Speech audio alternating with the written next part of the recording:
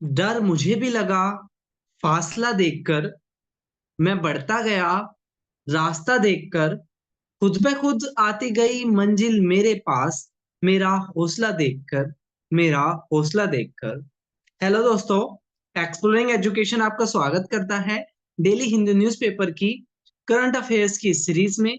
इसमें हम डेली के हिंदी न्यूज़पेपर से आपके लिए करंट अफेयर्स के क्वेश्चन लेकर आते हैं। साथ ही साथ उसका स्टैटिक क्वेश्चन, स्टैटिक जीके भी उसकी देखते हैं। जिस कंट्री का और जिस स्टेट का मेंशन होता है, हम उसकी कैपिटल और देश की करेंसी भी देखते हैं। तो इसी सीक्वेंस में हम आज शुरुआत करते हैं 2 जुलाई के हिंदी न्यूज़पेपर से। आपके लिए क्या क्या इंपॉर्टेंट क्वेश्चन बन सकते थे।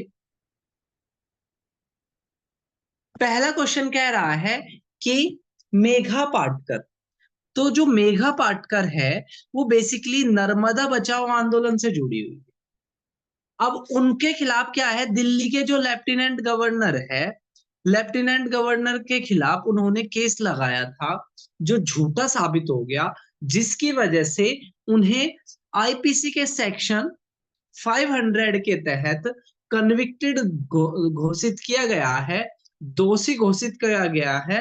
तो क्वेश्चन कह रहा है नर्मदा बचाओ आंदोलन किससे जुड़ी है, मेघा पाटकर आपकी किससे जुड़ी हुई थी।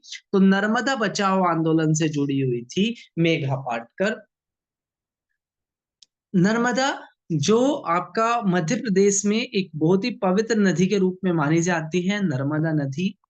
VNST, वेरी नाइस सारे टीचर। वी मतलब विंध्याचल माउंटेन, एन मतलब नर्मदा नदी, एस मतलब सतपुरा और टी मतलब तापी।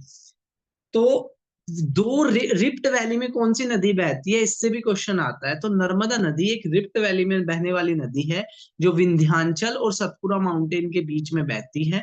और उत्तर भारत की या मध्य भारत की नर्मदा और तापी दो ऐसी नदी है जो वेस्ट की तरफ फ्लो करती है, यानी कि अपने वाटर को अरेबियन सी में डालती है। बाकी सारी उत्तर भारत की मोस्टली नदियां अपने पानी को बे ऑफ बंगाल में ले जाती है, यानी कि ईस्ट की तरफ बहती है। अब हम बढ़ते हैं अपने अगले क्वेश्चन की तरफ। अगला क्वेश्चन कह रहा है which statement is wrong about new criminal bill. जैसे कि आपको पता है अभी 3 नए क्रिमिनल बिल आए। इन 3 नए क्रिमिनल बिल में कौन सी चीज रोंग है। तो कल भी हमने इस क्वेश्चन को कवर किया था, लेकिन आज डिफरेंट एस्पेक्ट के साथ किया है। जो 7वीं शेड्यूल में 22 लैंग्वेज है हमारी, तो अभी तक जो कानून थे ज्यादातर वो इंग्लिश में ही चलते थे। और हमारे कॉन्स्टिट्यूशन का आर्टिकल 348 कहता है कि सुप्रीम कोर्ट और हाई कोर्ट के सारे काम किसमें होंगे, इंग्लिश में होंगे। अब जो ये जो यहाँ से जो नए वाले जो कानून है, ये हमारी जो शेड्यूल लैंग्वेज है उनमें भी शामिल होंगे। इन तीनों कानूनों का नाम संस्कृत में है, तो ये बात भी बिल्कुल सही है। तो पहला स्टेटमेंट भी सही, दूसरा भी सही। तीसरा कह रहा है total duration of police custody remain 15 days. तो अभी क्या है कि पुलिस कस्टडी में आप किसी भी व्यक्ति को 15 दिन से ज्यादा नहीं रख सकते, और 60 दिन के अंदर, ठीक है, 60 दिन के अंदर केस फाइनल होना है। तो सारे के सारे स्टेटमेंट क्या है, सही है। ये कल भी देखा था। आईपीसी कब का था, 1860 का। और इंडियन एविडेंसेस एक्ट कितने कब का था, 1872 का। नेक्स्ट क्वेश्चन की तरफ बढ़ते हैं। नेक्स्ट क्वेश्चन कह रहा है होसर एयरपोर्ट। आपसे पूछेंगे एयर होसर एयरपोर्ट जो अभी चर्चाओं में है, तो बेसिकली है कहां पर ये। अगर हम इस एयरपोर्ट की बात करें तो बेसिकली क्या है कि ग्रीनफील्ड एयरपोर्ट के अनुसार, जो हमारी जो सिविल एविएशन है उसका कहना है, ठीक है, कि ग्रीनफील्ड एयरपोर्ट बने रहे, इसके लिए एक एयरपोर्ट के बीच की दूरी, यानी कि 2 एयरपोर्ट के बीच की दूरी कम से कम 150 किलोमीटर होनी चाहिए। अब तमिलनाडु एक होशर एयरपोर्ट बना रहा है, और खास बात है कि ये बेंगलोर के अंदर जो कैंपीगोड़ा एयरपोर्ट है उससे, ठीक है, सिर्फ 40 किलोमीटर दूर है। तो अब ये है कि भाई इसको मंजूरी मिलेगी कि नहीं मिलेगी।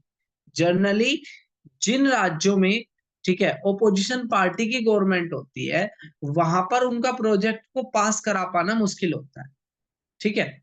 अदरवाइज आप देखो कि इंदिरा गांधी आईजीआई के आसपास, ठीक है, इंदिरा गांधी के आसपास, ठीक है, एक गाजियाबाद का हिंडन एयरपोर्ट, ठीक है, और एक अभी जो हाल ही में नोएडा में था जेवर एयरपोर्ट, दो एयरपोर्ट बने हैं। और जो इंदिरा गांधी इससे एक करीब 42 किलोमीटर दूर और एक करीब 65 किलोमीटर दूर है। तो अब ये देखना होगा कि ये इस प्रोजेक्ट को मंजूरी मिलती है कि नहीं मिलती। एग्जाम की दृष्टि से आपने दो चीज याद रखनी है कि ग्रीन फील्ड एयरपोर्ट के बीच में मिनिमम डिस्टेंस कितनी होनी चाहिए सिविल एविएशन के दौरान। तो 150 किलोमीटर दो एयरपोर्ट के बीच में डिस्टेंस होनी चाहिए। और होसर एयरपोर्ट कहां पर है? तमिलनाडु। और इसके सबसे नजदीक का एयरपोर्ट कौन सा है? तो कैंपीगोड़ा एयरपोर्ट। नेक्स्ट क्वेश्चन की तरफ बढ़ते हैं। आर्टिकल 283 का क्लोज बी और सी किससे जुड़ा हुआ है?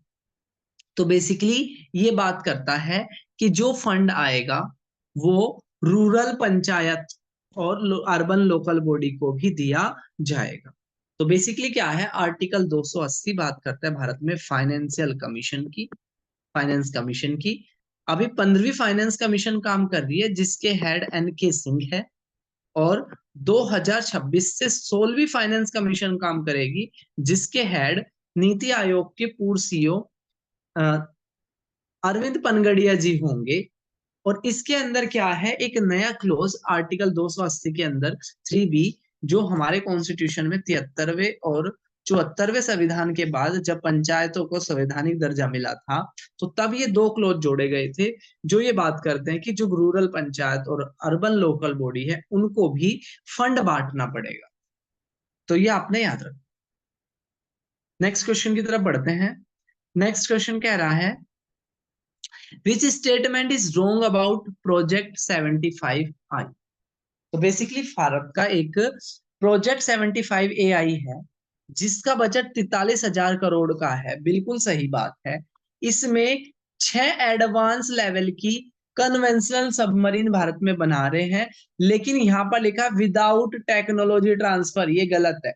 हम ये चाह रहे हैं कि जो कंपनी आकर मिसाइल बनाएगी भारत, सबमरीन बनाएगी भारत में, वो इनके बनाने की टेक्नोलॉजी भी भारत के साथ शेयर करे, ठीक है। तो पहला स्टेटमेंट बिल्कुल सही था कि 43,000 करोड़ का प्रोजेक्ट है।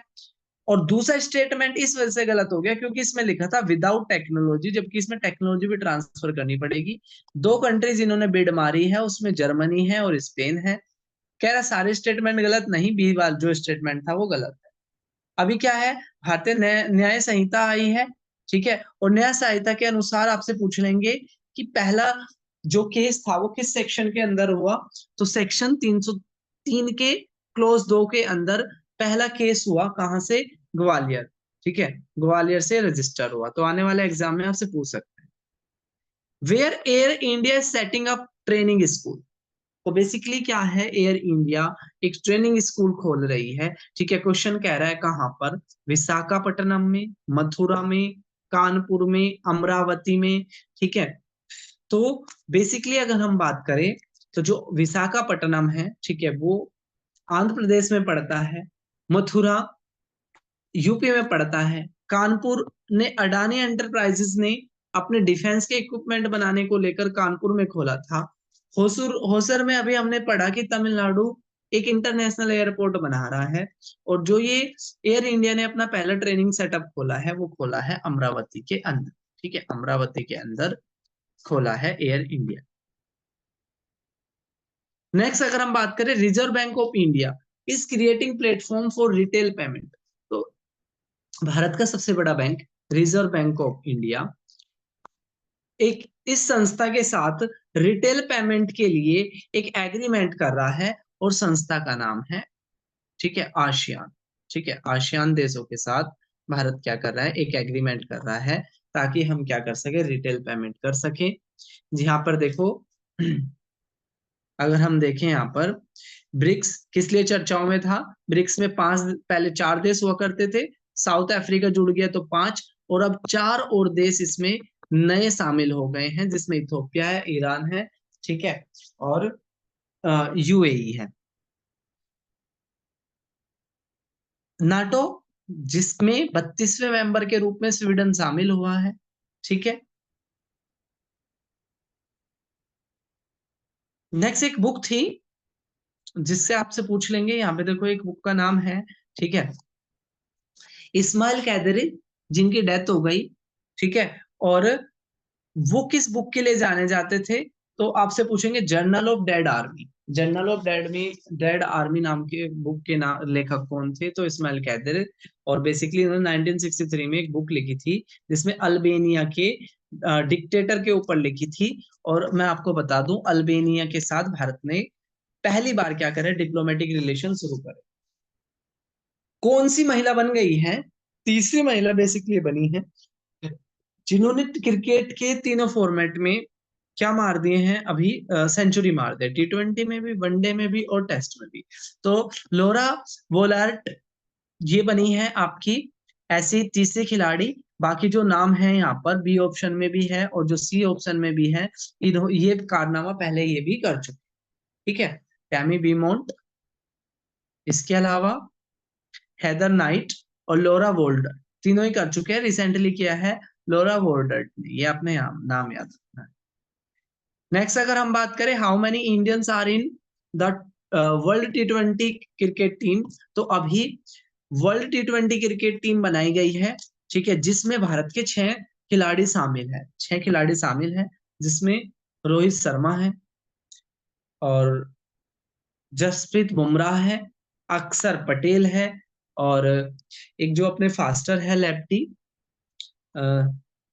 एक वो है, ठीक है। इस तरीके से 6 खिलाड़ी भारत के शामिल है। हार्दिक पांड्या भी है। तो कितने खिलाड़ी शामिल है, 6 खिलाड़ी शामिल। नेक्स्ट है लियोन मास्टर चेस टूर्नामेंट किसने जीता है, तो विश्वनाथ आनंद ने जीता है। और ये उनका 10वां टाइटल हो जाएगा, 10वां टाइटल हो जाएगा विश्वनाथ आनंद का, जिन्होंने, ठीक है, ये जीता है।